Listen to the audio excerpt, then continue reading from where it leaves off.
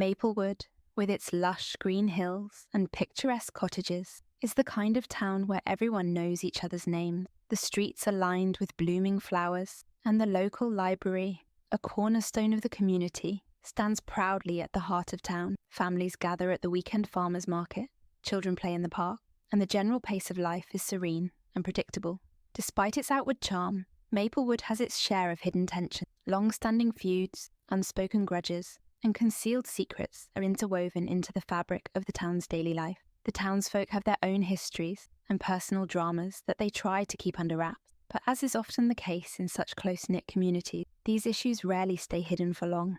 The air is thick with unspoken histories, and every corner of Maplewood holds the weight of past grievances. This seemingly perfect place is about to be tested in ways it never anticipated. As the sun rises over the quaint town, the tranquility of Maplewood is shattered by a shocking discovery that will bring its hidden darkness into the light. The arrival of trouble is like a storm brewing on the horizon, unseen but imminent, ready to disrupt the calm. On a crisp, clear morning, Maplewood's routine is disrupted by a grim revelation. Miss Eleanor James, the town's beloved librarian, is found dead in her home.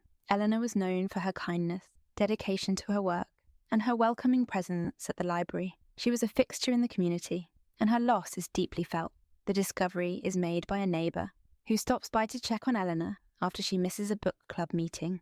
The neighbour finds the front door locked from the inside, a detail that immediately raises suspicion. Inside, Eleanor's body lies in the living room, a single, delicate flower placed gently on her chest, a signature of the unknown killer. The scene is chaotic as police officers arrive and begin their investigation. The townspeople, already in shock, gather outside Eleanor's home, whispering and speculating about who could be responsible for such a heinous act. The discovery of the flower, so out of place amid the tragedy, becomes a chilling symbol of the killer's presence. It is clear that this is not a random act of violence, but a deliberate and unsettling message. Detective Marcus Hall is called to Maplewood to investigate the murder.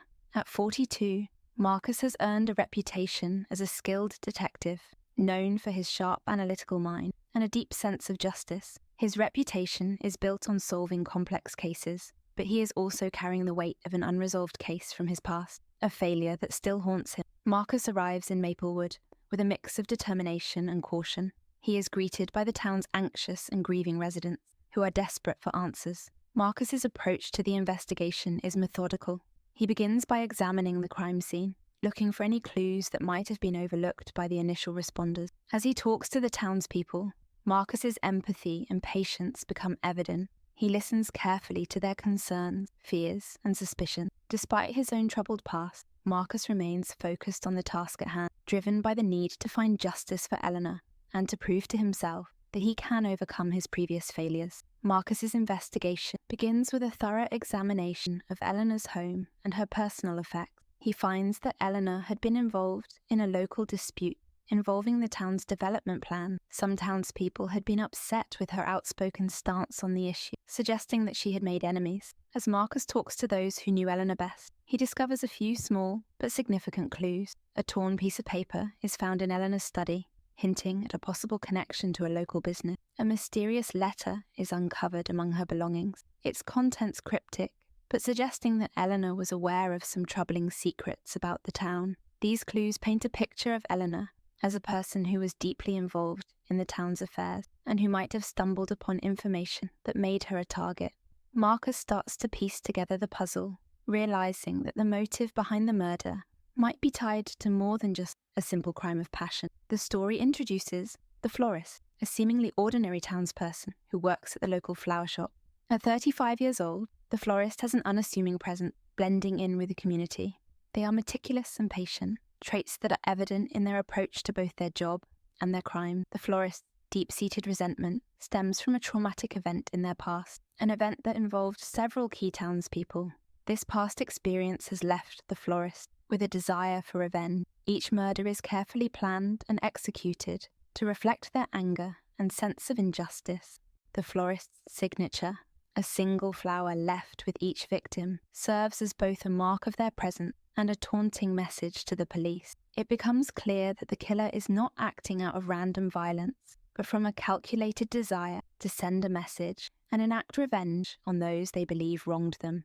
As Marcus continues his investigation, another murderer, deepening the sense of dread in Maplewood. The new victim is found with the same chilling signature, a single flower placed on the body. The repetition of this pattern confirms Marcus' suspicion that they are dealing with a serial killer. The town is thrown into a state of panic. People are afraid to leave their homes and start to suspect their neighbours. The peaceful facade of Maplewood is shattered as fear and suspicion spread among the residents. Marcus realises that he must act quickly to prevent further murders. The discovery of the second victim brings to light new clues and patterns. Marcus begins to see connections between the two murders and starts to piece together a profile of the killer. The repetition of the flower motif suggests that the murders are part of a larger plan, and Marcus must decipher the killer's intention before more lives are lost. Marcus delves into the history of Maplewood, searching for clues that might connect the past to the current murders. He uncovers a web of deceit and long-buried grudges that ties several residents to the traumatic event that seems to be the key to understanding the killer's motives. The event in question was a controversial development project that divided the town years ago. The project led to conflict and resentment among the townspeople, and some believe it was the catalyst for the killer's deep-seated anger.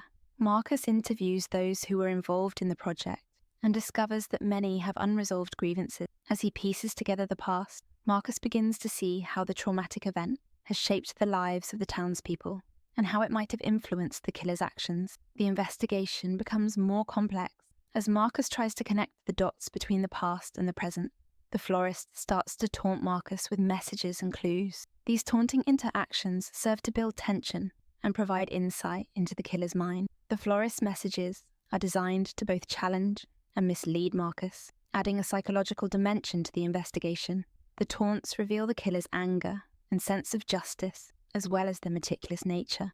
They leave cryptic notes and make phone calls, each message providing a piece of the puzzle, but also adding to the confusion. Marcus must decipher these clues while staying one step ahead of the killer.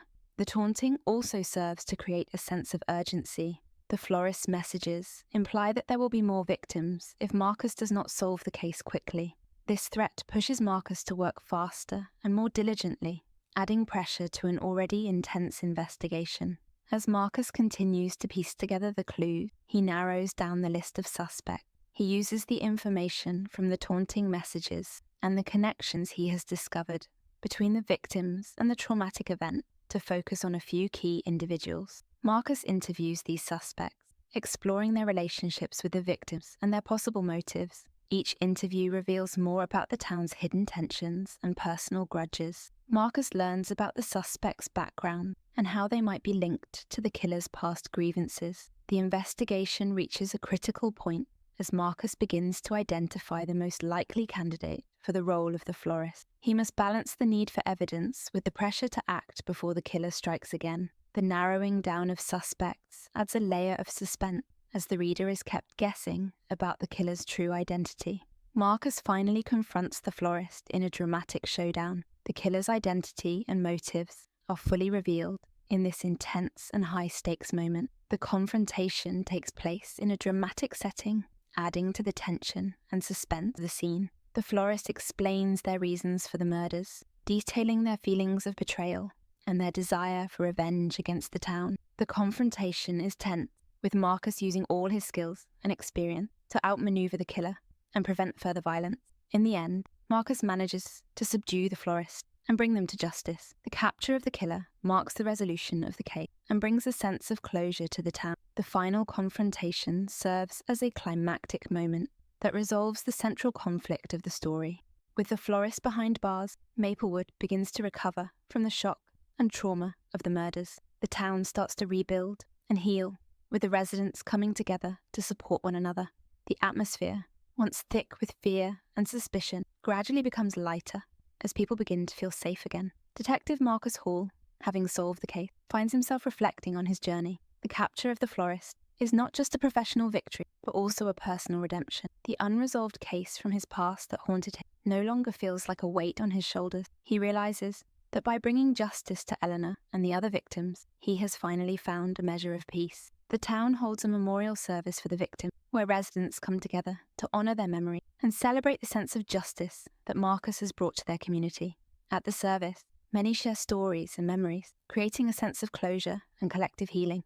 Marcus attends the service, standing quietly in the back, observing the impact of his work on the people of Maplewood.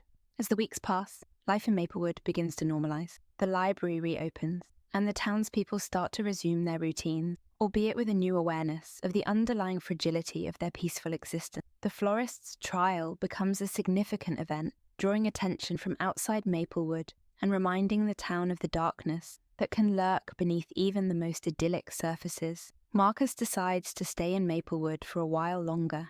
He feels a connection to the town and its residents, having been deeply involved in their lives during the investigation. He also recognizes that his presence offers reassurance to the community, a reminder that they are safe. He spends his days assisting the local police with other cases and helping the town rebuild its sense of security. During this time, Marcus also works on rebuilding his own life. He takes long walks through the town, visits the library, and slowly starts to make friends among the residents. The once haunted detective finds solace in the simple pleasures of small-town life. He begins to see Maplewood not just as a place where he solved a case, but as a community where he found a new beginning. The story ends with Marcus visiting Eleanor's grave. He places a single flower, this time a symbol of respect and remembrance rather than a taunt, on her grave. As he stands there, he reflects on the journey that brought him here and the peace he has found. The town of Maplewood, with all its complexities and hidden secrets, has become a part of him.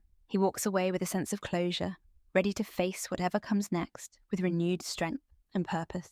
Maplewood continues to thrive, its residents forever changed by the events that unfolded, but stronger and more united. The town has learned that even in the face of darkness, there can be light, and even in the midst of fear, there can be hope.